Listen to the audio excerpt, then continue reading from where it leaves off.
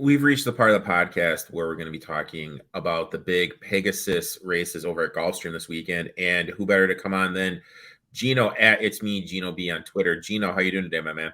Doing good, buddy. Yeah, big card coming up this weekend at Gulfstream Park. I think there's 7 graded stakes races. We're going to talk about the 3 Pegasus races, which are the last 3 on the card, races 11, 12, and 13, 2 grade 1s. So you can play all sorts of huge rolling kind of pick 4s, pick 5s throughout the day. There's a coast-to-coast pick 5 between all 3 of these races that we're going to talk about, and then 2 races at Santa Anita, which is a really cool wager because it's a dollar-based wager, and it has 15% takeout.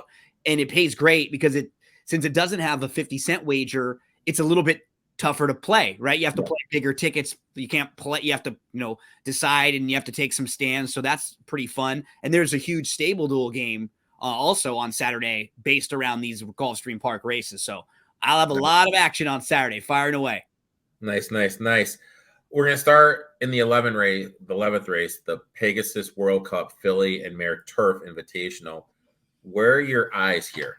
So some scratches in this race. The 5 Monastella is out. 10 Bay Storm is out. 11 Perseverantia is out. So I had an Eric pronunciation on that one right there. Right. So in this race, even with those scratches, it looks like there's a pretty good amount of early speed signed on. The 2-horse Delika wants to be forwardly placed. The 1-horse Artie's Princess is coming out of some sprint races. So I'm expecting her to be forwardly placed, and she draws the inside. Continuing looking through the rest of the field, the 6 Queen Goddess wants to be forwardly placed in close up. You have and then towards the outside, the 2 horses that got scratched would have been close. So I think you're going to have at least 3 or 4 horses pushing the pacing here. A couple that I'll be looking towards. The 3 Wakanaka is my top selection. She's a stone cold closer, but she's really, really honest. You know exactly what you're going to get from her. She's going to drop back. She's going to make one late run. When she's in a race where they go fast enough early, she'll come closing in, she'll win. When she's in a race where they don't go fast enough, she'll still come running, and she'll finish a really good second or third. She raced against the boys in 2 starts back in September. She was behind a horse named Modern Games. Modern Games won the Breeders' Cup this year. He's a 2-time Breeders' Cup winner. Another horse that was in that race is named Ivar. Ivar is going to be favored in the Pegasus World Cup turf that we're going to talk about next. So Wakanaka has faced really nice horses like Regal Glory. She lost to a couple different times in Italian. Those are all horses that are just a little bit better than her, and they have a little bit more speed than her. This is a really good spot for Wakanaka. So she's my top selection in here, Eric. The 9 Shantasara is the horse to beat. I'm okay if you try to take a shot against her in here. She's probably going to be a really short price. She didn't what I don't like about her is she hasn't been racing a lot recently. Since October of 2021, she's got 3 races. She raced in October of 2021 and she wins. And then we don't see her again for 6 months. She shows back up in April, and that should have been the start of her year. But she runs one time in April, and then she doesn't run again till November. She shows up in November, and now we haven't seen her again for 2.5 months. There's not a lot of consistency with her, and she's not like necessarily the sharpest right now. I'm okay taking a shot against her. The other one that I would look at is the 7 Lady Rockstar. She kind of sits the trip that I'm looking at also. She's similar to Wakanaka. She's going to be more of a deeper closer, probably coming from off the pace. Those are the horses who I'm looking at in this race because I just think that the speed horses up front are all going to cancel each other out. They're all going to impact each other. So lots of 3s and 7s for me in race number 11. That's funny because my note right here is Gino talked me off of Lady Rockstar. Yeah. But that's I won't. I won't talk you off her. What's nice about Lady Rockstar too, not only does she get the type of trip, like the way the race will shape up, she's also coming into this race with a nice pattern. She was off from July to December. Most of the time, I love playing horses making their 2nd or their 3rd start back. The first time they run after about 4, 5, 6 months, you're probably not going to give your best effort. You're probably going to need that race. You won't be quite as fit, right? Racing more and more will get you into better fitness. Training is a little bit tougher. Just think about it like in any sport, right? If you're a basketball player and you can get ready and practice all you want, but there's nothing like a game, like game speed. How about the NFL, right? Some of these guys that go through training camp and they come into a game, and after one series, they're blown up. They're not used to that game speed. Same sort of thing here. So I think Lady Rockstar should be in really good shape. So yeah, Eric, we'll be on the 7 and the 3 Wakanaka. If Wakanaka is anything over 7 to 2 or above, I'd make a win wager there. Probably wouldn't want to take lower than that and bet her to win, because she is a deeper closer. So she still does need a little bit of not necessarily luck, but things to go her way, because she's not going to be right on the lead. That's just not the way that she runs. She needs 2 or 3 horses to kind of battle and set it up for her. Now, would this be a race where we could get a price underneath and we could go 3-7 overall, or not as much? I think maybe we play 3s and 7s in some of the multi-exotics. I think you look at both the 3 and the 7. If you can get like 7-2 or above on the 3, 5-1 or above on Lady Rockstar, I think that's fine value if you want to play either of them to win in this race. Or if you're playing like a pick 5 or any kind of late exotics, maybe this is a race where you play those 2 and chuck out Shantisara, who will probably get a lot of money and be the short price in here. So I would lean 3 and 7 on the win end, trying to find ways to get them to win, or on your like pick 3s, pick 4s, and maybe playing against Shantisara in this race at a short price. Okay. Now, in the 12th race, the World Cup Turf International, where's your mind in this race? Now, this race, what's funny, it's sort of the opposite stylistically as the 11th. In the 11th race, I was looking for the horses that were going to be coming from the back, because I think they'll be going pretty quick early. This race doesn't look like there's very much speed in here at all. So I'm actually looking for horses who are going to be more forwardly placed and closer to the early lead. And that actually leads me to the 5-year-old mare, Lady Spitespear. Now, Lady Spitespear is in fantastic form right now. She most recently was 3rd in the Breeders' Cup Filly and Mare Turf, so she was against the best fillies and mares, and she was sitting close throughout. She ran a really good race that day. I mean, she had a great 2022. She has not done much wrong in her last 4 races or so. I think she might be the one to catch. Luis Saez is a really good aggressive jockey at getting horses out front, so I'd love to see that. And then the price horse in here that I think should actually sit a really nice trip is Atone, the 3. Atone is a horse who has a little versatility to him, but his best races are when he's either right on the lead or able to sit really close to the lead. I'd love it if Lady Spitespear goes out front and Atone just sits comfortably right behind her, and those two don't really pressure each other, just kind of sit behind each other. And it would kind of take a lot of the other horses out of the race if they don't go very fast in here. So a lot of my wagers will be on those 2, Lady Spitespear and Atone. Atone, kind of the price horse to make sure to throw Atone in to your exotics, because he'll probably be 8-1 or above. And at the very least, he should give you a good run for your money based on his running style. He should just always be sitting in a good spot and kind of just fall into a nice trip. Mm-hmm. How do you feel about City Man? I like him as a horse. My concern is just the post position draw, because his running style wants to be kind of close to the lead, but just sit right off. And he might get hooked really, really wide because he's drawn way to the outside in here. So Joel Rosario is a very good rider. He's had a struggling start to the meet. For a few weeks now, he's not winning at his normal percentage. He's normally like a 20% rider or so. He's winning at about a 9% clip right now. So you have a cold rider on a horse who has a bad post. I'm a little cold on him only because trying to play it out in my head, they're going to have to either get really aggressive with him and try to get him to the front, which isn't really what he wants to do, or they're going to have to try to take him way back so that way he's not really wide, and that's not really what he wants to do either. So if he wins this race, I think it'll probably be at a shorter price than his fair chances of winning the race are. So I'm a little cold on City Man in here, at least on the win end. I'd be okay using him underneath, but I'm probably going to shy away from him in my pick 4s and pick 5s or betting horses to win in here.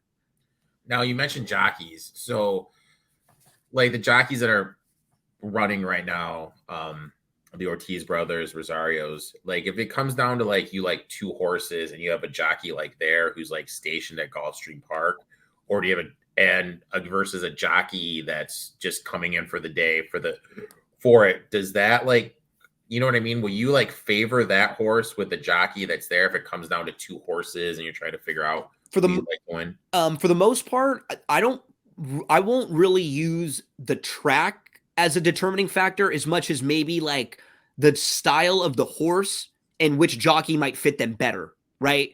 Like think about, again, comparing to other sports, like everyone has a different style, right? Some quarterback has like a bigger arm, so they might be better with a wide receiver, right? That's like a big stretch it down the field. But then another quarterback that maybe a little bit more accurate might be better with like more possession wide receiver or a better tight end, right? Just all about fits with teams. And I think the same thing with jockeys. Like we're talking about Joel Rosario, for example. And if I want to play a horse that's a closer, Joel Rosario would probably be the guy I want on the horse most.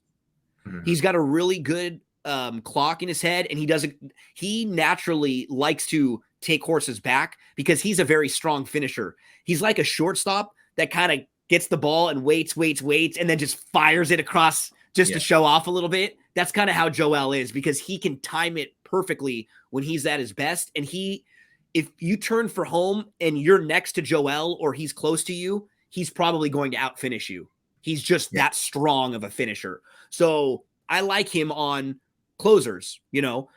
There are other guys, for example, like someone like an Edwin Maldonado is a speed rider that you look at in Santa Anita. He rides out here a lot. If you know you want your horse to get to the lead and Edwin Maldonado is on, you always realize he's going to do a great job of getting them out front, getting them relaxed. So for me, it's more about what the horse and the jockey may fit together with their styles versus maybe one that's based at the track. The good ones they know all the tracks pretty well. Like Joel and Irad and Flavian Pratt and stuff. They all know Gulfstream and Keeneland and Belmont and Santa Anita. So it doesn't really, like, a jockey coming in for the day won't really deter you, I guess. No, not really. For the most part, they've either been familiar with it or they get familiar with it. Like in the mornings, they get up on some horses, they walk the track. For the most part, that doesn't really bother me. Good question though. Yeah. The 13th is the big one, the Pegasus World Cup Invitational. What horses are you looking at here? Cyberknife is the horse to beat, and I think he's very honest. If you're playing like a pick 4 or a pick 5 or any type of exotics, I wouldn't throw him out. I would definitely want to use him. What do you mean by the term honest? He always shows up. Okay. There are very few races like it would be like a team that you're looking at every one of their games, and even when they lose, you understand why. Maybe they lose a game because they have an injury or the other team shot crazy percentage from 3. Like he never really has a bad effort. Like he always runs his race. And if the race shapes up for him, or if he's in a race where he doesn't face as tough of company, he's going to win. And this spot looks really good for him. I think it's going to be the last race of his career too. So they've been pointing for this race. I expect him to run really well. So I wouldn't throw him out of any of your exotics. I would include him. But the horse that's were you gonna ask something about that? No, the one that's the I'm going to include with him. I'll probably play exactas, and I'll probably use these two in pick 4s and pick 5s. Is Get Her Number. Get Her Number is the number 8 in here. He's a horse who was actually pretty good a couple years ago when he was a young horse, and he's had some issues along the way. It's like every year he's kind of run a race or two, and then he's gotten hurt, and he's been off for a bunch of time, and he's like started a couple races and then stopped. But the middle part of last year, he was able to start stringing races together. And then he ran a couple good ones. He ran a good race in June of last year. Then he came back. He ran another really good race in July. And then in August, he didn't run all that well. He had some trouble in his race, and then he was off for a few months. Since then, his November and December races are really, really good. He lost to a nice horse last time out named Mind Control, who earned $2.8 million. Mind Control would be a major player in this race right here and get her number, move to the lead. He actually took the lead at the top of the lane, and he just lost a photo. And he's going to get the type of trip that I'm looking for in this race. He's kind of got a similar style to Cyberknife, but he's just going to be a way bigger price than Cyberknife. He's going to offer us so much more value, possibly getting the same type of trip. He may not be quite as good, but that's why he's 15-1 versus 5-2 or 3-1. So it's built into his price a little bit. He's the horse that's the kind of the key to the race for me. I'd love to get him in an exacta or a try. I'll probably play a few bucks to win on him, but Cyberknife is the one to beat the way I'm looking at it. So would this be a race where we could place Cyberknife over everyone, then everyone over Cyberknife? Yeah, we could probably do it with those two, maybe even. Okay. Like Cyberknife and get her number overall in exactas and tries, or exactas, and then all over get her number in Cyberknife, especially because the 8 is such a great price. If you could get a big price on top of that one in an exacta, you will really get rewarded. He might be a cut below like the best in here, but after Cyberknife, the rest of this group is all kind of similar. Like Cyberknife really feels like the only legitimate grade 1 caliber horse. The rest are all like nice grade 2-ish horses. That's why I think if it's not him, it really can open it up for some nice value in here. And I've been keeping an eye on Get Her Number for a while out here in Southern California. And I think he's heading for a good one. And what I like about him too is he showed that he can run well away from Southern California. He shipped over to Aqueduct recently, and he ran well at Aqueduct. So I don't think it'll matter for him moving to different tracks. Sometimes horses in certain barns are really good in California, but when they have to leave California or ship, they don't do well. I'm at least able to see that race that he ran really well last time out. So see if we can get her number. Well, I have one horse I was looking at. 12 O'Connor. Got my boy Jet. Oh my Javi? God. Javi Castellano. Safety Joseph. Got my 9 out of 10. Do you feel that because his first stakes here, he finished 4th? Do you feel that price is a little too high? Because he won an allowance race after that, if my memory serves me. I won't talk you off of him because of his price. My only concern with him also is just the post, just drawing wide in this race. He would really not shock me. And he can get a nice trip in here. I think he's a good horse, and I think he will have a nice year.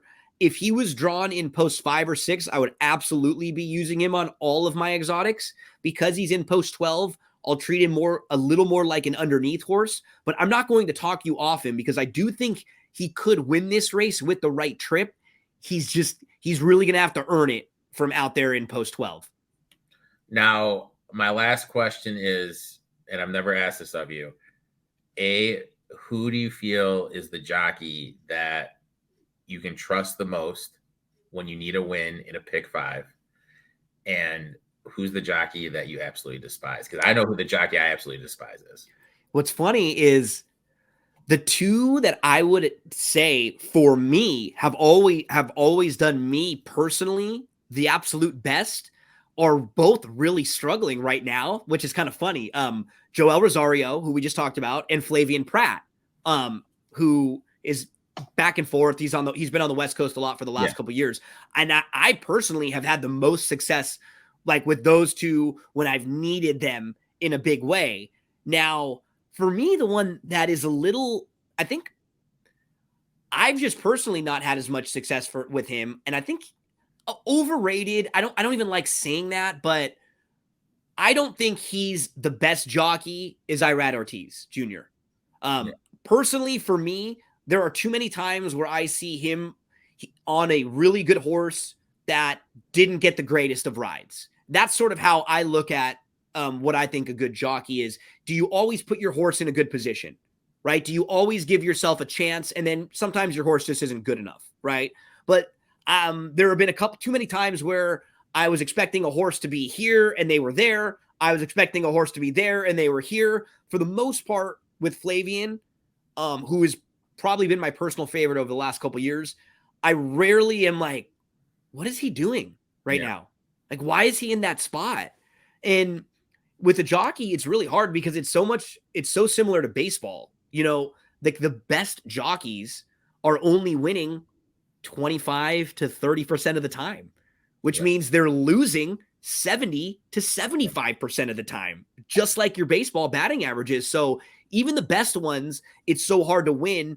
And sometimes you're like, there's just nothing you can do about a bad start. Two horses crush you at the gate and you're out. But yeah, for my money, the last month or two, he's struggled. He's burned a lot of money, but it's been Pratt consistently for the last few years. Nice. I can't stand Mike Smith. I'm sure he's a nice guy, but he's got you, huh? Mike Smith is the guy that always seems to get me. And then my guy, I don't know, like the guy he doesn't really leave Gulfstream that much. Maybe he'll do like a random stakes in Woodbine or at Parks, but Zales. I love that guy. Oh yeah. Zayas. Zayas. Yeah. He's very good. That's my dude. Yeah, and for me last year, the last couple of years I've been playing, I was able to play some other tracks a little bit more, like at Sam Houston. Luzzy did some great work for me. He was someone I always had some really good success with.